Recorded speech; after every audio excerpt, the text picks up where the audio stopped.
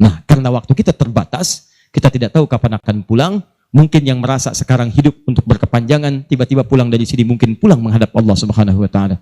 Pertanyaannya, Ustadz, apakah ada amalan yang sifatnya cepat, singkat, tapi pahalanya begitu banyak melimpah untuk bisa menutup dosa-dosa yang berlumur yang pernah kami kerjakan? Itulah yang akan kita bahas pada malam hari ini. Jadi, ini inti bahasa yang akan kita keluarkan. Amalan cerdas dengan pahala melimpah untuk menutup dosa-dosa yang kita kerjakan dalam waktu yang cukup singkat. Paham sampai sini? Nah, ini mukadimah kedua, baru kita masuk pada isinya. Saya coba hapus dulu ya.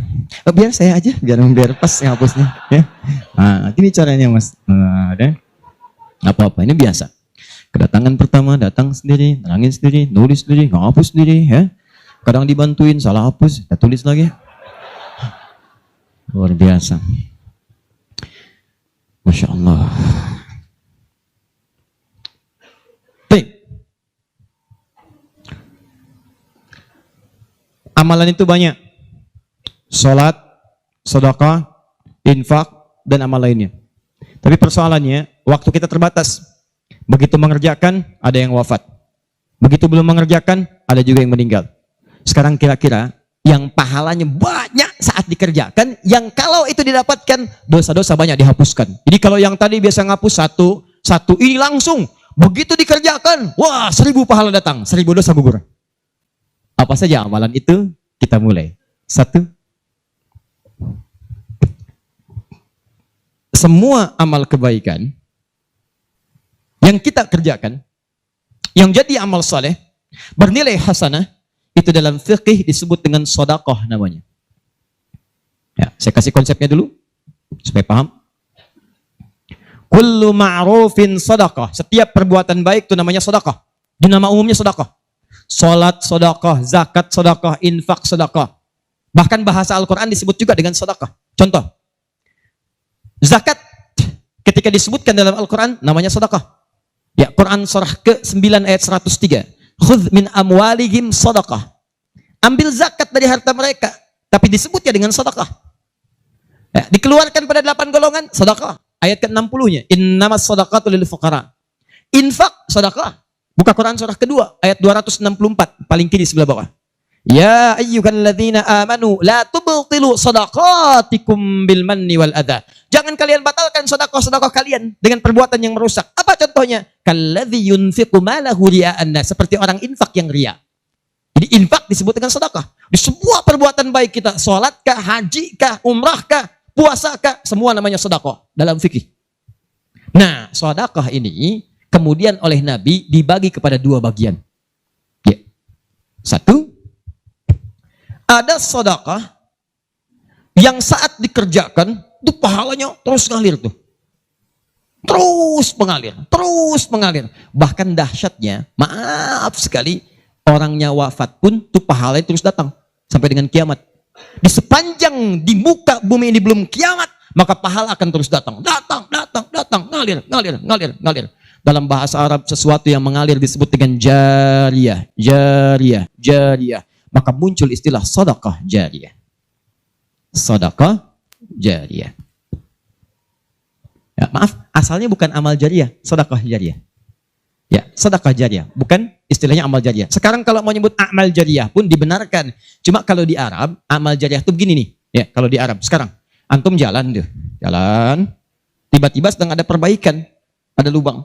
Maka sedang diperbaiki ini, ada tulisan kasih papan, afwan amal jariyah, amal jariyah. Maaf, ada pekerjaan jalan mengganggu Anda lewat. Di Arab itu amal jariyah itu pekerjaan sedang berlangsung mengganggu orang lewat. Sekarang begitu. Ya. Makanya kalau ada orang naik ke bis bawa kotak gitu kan, mau minta-minta maaf Pak, amal jariyah, betul, ganggu orang lewat. Ya.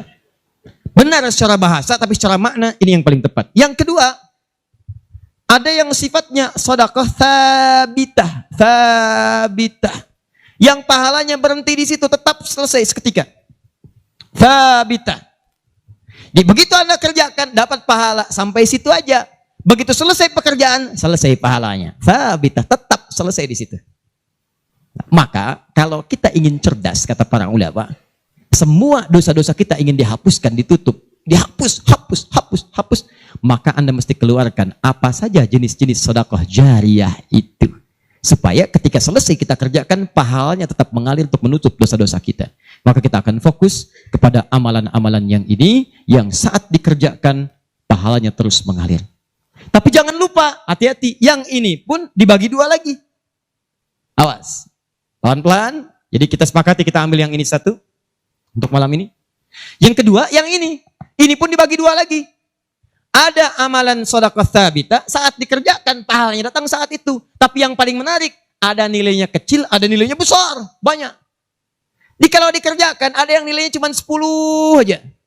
Tapi ketika Anda kerjakan yang kedua ini, ada yang 700, ada yang 70.000, ada yang 700.000, sekali dikerjakan.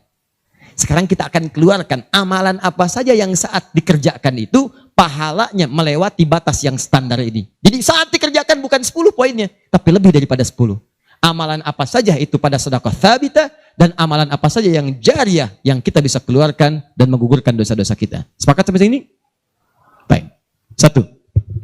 Kita langsung ke poinnya. Untuk yang sedekah tsabita, amalan standar yang tetap,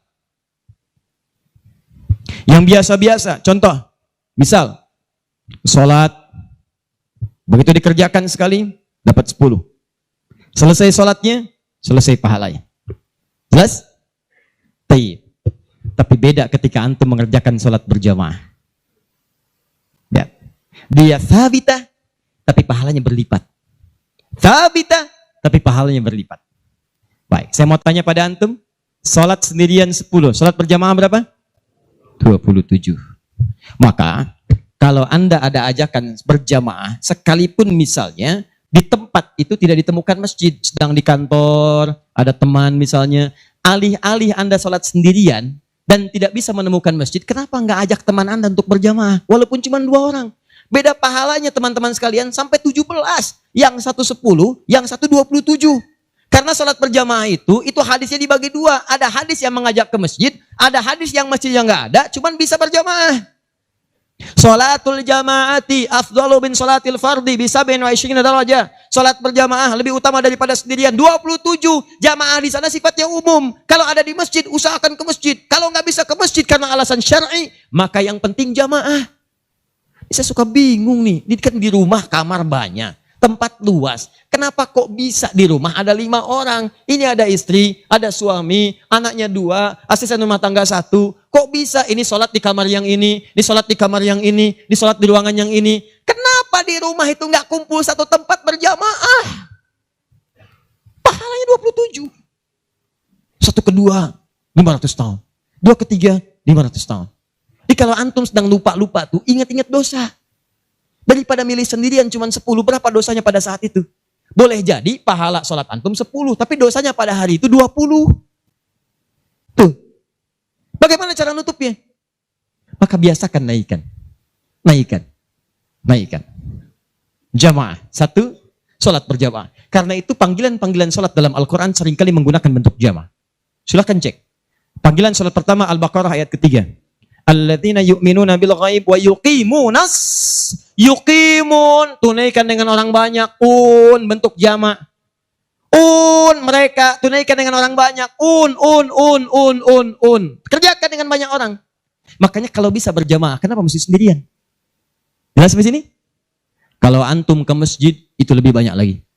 Tadi sudah saya jelaskan, datangnya dapat 25, masuk masjidnya, i'tikafnya, macam-macamnya. Makanya kalau sudah ada panggilan jamaah untuk ke masjid dan antum bisa mengerjakannya, demi Allah saya katakan, jangan tinggalkan. Jangan tinggalkan. 1. 2. Saya sebutkan yang banyak saja supaya agak cepat. 2. Membaca dan menghafalkan Al-Quran.